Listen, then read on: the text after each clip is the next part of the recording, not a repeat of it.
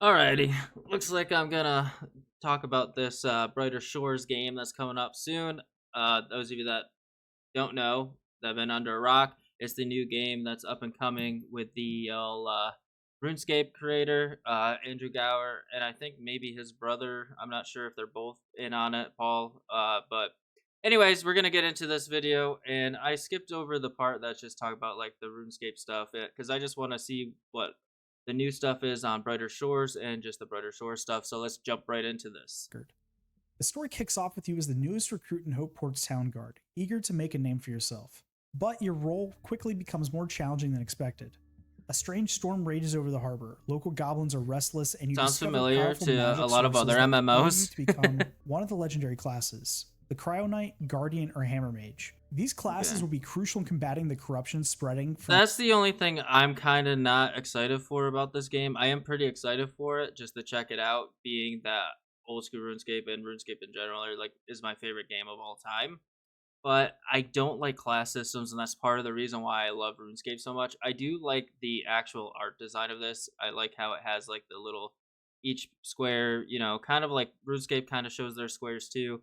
I do like that style for some reason. I don't know why, that blocky style. From the depths of Hope Forest. Brighter Shores offers a rich array of professions, much like RuneScape's. I am excited about this though. You can choose from roles such as fisher, forager, chef, woodcutter, miner, alchemist, stonemason, merchant, blacksmith, and more, ensuring every player can find their niche or master them all. We've seen concept art for profession capes, which are cosmetically tiered based on your expertise. These are cool too. I think these capes look freaking sick. Like, these capes are so badass, and I am excited for the skilling and stuff in this game. Capes. The game's world is filled with a huge variety of fantastic foes, including hedgehog, beavers, frost gnomes, goblins, and water dragons, keeping the gameplay fresh and challenging. One of the most exciting aspects of Brighter Shores is its episodic content model.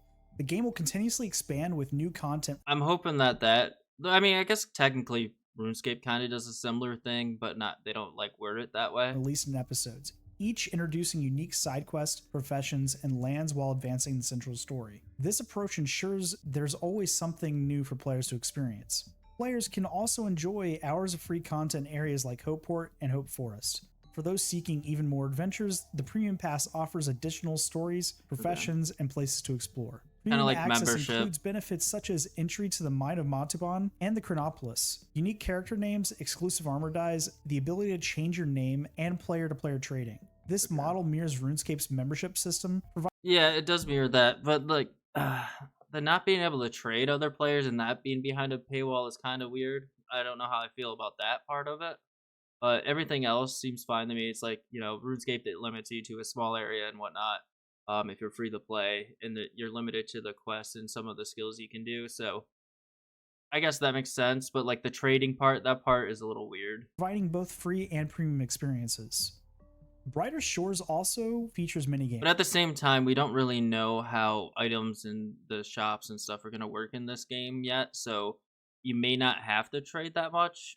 So I guess we'll find out when the game actually does come out. Much like those in RuneScape, these minigames showcased in the gameplay trailer offer fun and engaging activities that break up the main questing and combat. The trailer also hints at possible dungeons such as the vault opening in the Mines of Montalban. Dungeoneering a little bit with hours of gameplay, Brighter Shores ensures long-term engagement.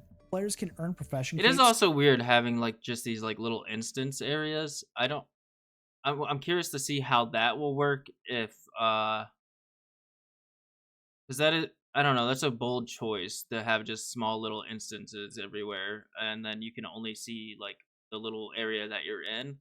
Like I keep saying, I'm excited to see how this actually works, but there are some red flags here that, I am very cautious about. Similar to RuneScape skill capes by mastering their chosen professions. We've also seen glimpses of the detective profession and mining with dynamite in the Mines of Montalban. The innovative room system is another standout feature in Brighter Shores. Yeah. The rooms will act as mini servers, sectioning off each part of the map for different types of content. The number of players allowed in each room varies to ensure optimal gameplay. For example, a room designed for a market in Hopeport can get crowded, so the game will intelligently move players to a different room to aid trading. While rooms with monsters limit players' numbers to avoid over-contending. If a room is full, the game automatically creates additional instances to maintain an optimal player experience. Plus, if you have a friend in a room, the game will try to place you in the same instance. So, Okay. what does Brighter So then, would that mean that it's just like one big server then, or is there still worlds? Like, how is that's some stuff that like probably needs to be explained. I don't know if he's gonna explain it in this video, but I will, like I said, like I do with all my things, I will put this guy's link down below. That way he gets credit for the video that I am just talking over. Shores mean for the MMORPG genre? And how does it stack up against existing games in the market? I believe it has the potential to fill a niche for players who love the classic MMO genre that RuneScape provides.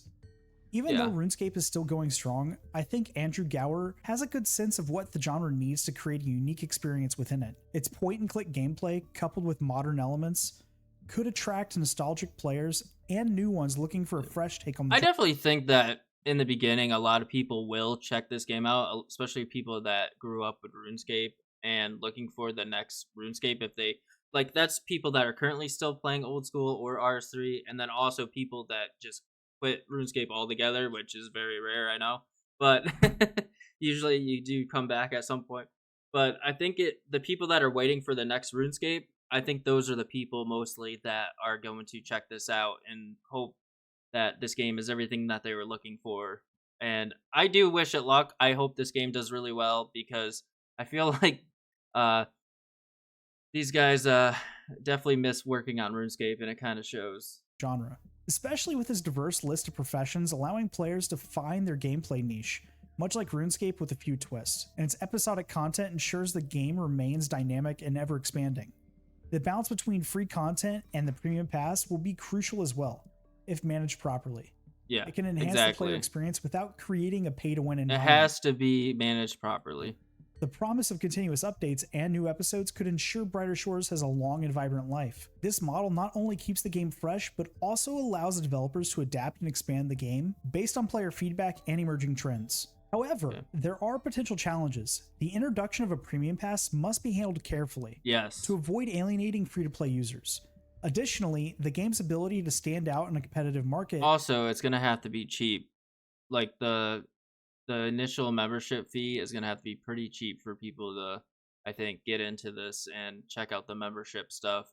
And then because you don't know how long people are gonna stick around, the cheaper it is, the more likely people will stick around for the game if it's good. But if the game's bad, then like it don't matter anyway. But if the game is good, people are already paying for RuneScape, World of Warcraft, or whatever other MMO you can think of that has subscriptions. So putting a subscription into a game like this versus putting microtransactions in, I'm hoping that it's not too crazy. Maybe like how RuneScape was back in the day when I first started with membership stuff, where it was like $5, $6, something like that. I think that's probably a good spot, like $5 to like $8 somewhere in there. Filled with established MMOs will be a significant test. The game's success will likely hinge on player retention through community growth and the reception of these new episodes. The details about the room system are also very intriguing. It implies that there will be a fully persistent world without hard servers.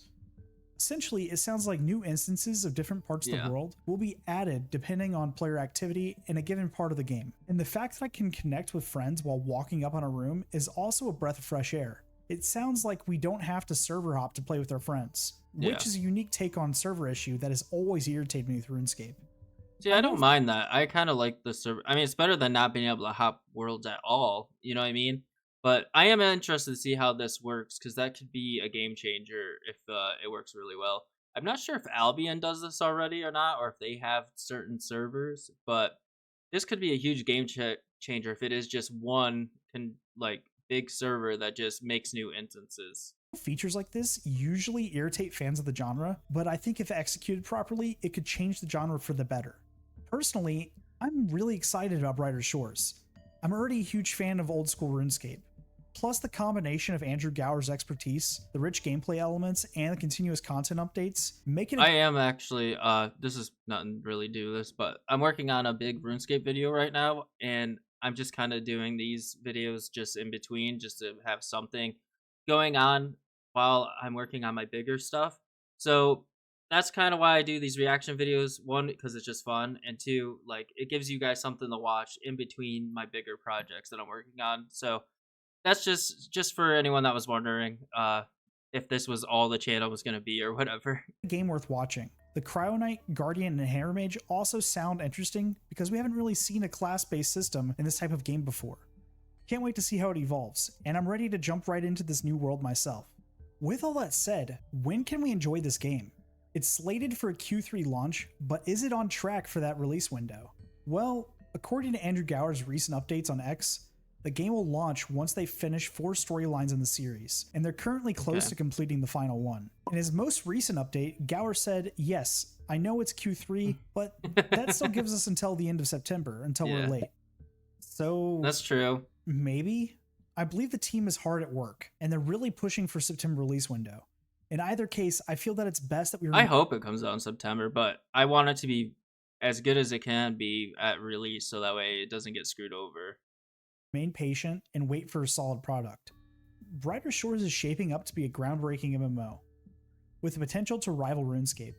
With its nostalgic charm, innovative gameplay mechanics, I don't think it'll rival RuneScape, but I do think that it will have big numbers in the beginning because everyone's excited to see what they've created. I believe, I'm sure there's a lot of people that probably don't even know it exists still, also. And then once it drops and then it gets some attention, especially if it ends up being really good, I think this game has the potential to be big and last for like 10, 20 years. But only time will really tell. We don't know enough yet to really know. a continuous stream of content, it promises to captivate both old school fans and new players alike. The diverse profession system, engaging storyline, and episodic content model are just a few of the features that set this game apart. While challenges exist, particularly in balancing free and premium content, the game's unique approach and Andrew Gower's expertise give. Yeah, so I'm excited for the. I don't know how I feel about the combat yet because, like I said, I like the free range that RuneScape gives you, where you're not tied to a certain like class or whatever. So that's the only part that I really am not excited about. I know some people like class systems like that. I'm just not one of those people. I'm really excited about the skills. The skills look awesome. The cape looks awesome. I'm excited to see whether or not it's also going to be like get it to 99 for a 99 skill cape, or if it's higher than that, if it goes up to like 120, or if it's like 1,000 or something like that. Also, how long it takes to level up. Is it going to be just as grindy as RuneScape? Is it going to be faster? Um, like how many professions are there really going to be? That's another huge thing. Like, you know, and then the quests, are the quests going to be as engaging and as good as RuneScape? Because RuneScape has some of the best quests in all of gaming. So those are some of the big things that I'm worried about. Also, how the servers work. I think that's cool. I think that could be really interesting. And I actually really like the graphical style. I do like a lot of the stuff I'm seeing. Like I said, the biggest thing I'm just worried about is the pace of the game, how fast you can get to the end, and hopefully the market system isn't complete trash. And I'm also not sure about the combat yet. The combat could be really fun. It could be, but I like the idea of being able to switch whenever you need to. But we'll see. That, and I believe this game is also not like tick based like RuneScape is. It's like it's just like continuous, like it's on time, like normal time. So that's going to be interesting as well to see how that works. Give it a promising outlook. Don't forget to hit that like button and subscribe for more updates. And Yeah, definitely give this guy a like and subscribe to his channel if you enjoy his content. And then also, while you're here, if you're still here, also give my video a like and subscribe for original RuneScape content and also some reaction videos. Anyways, I'll see you guys next time. Peace.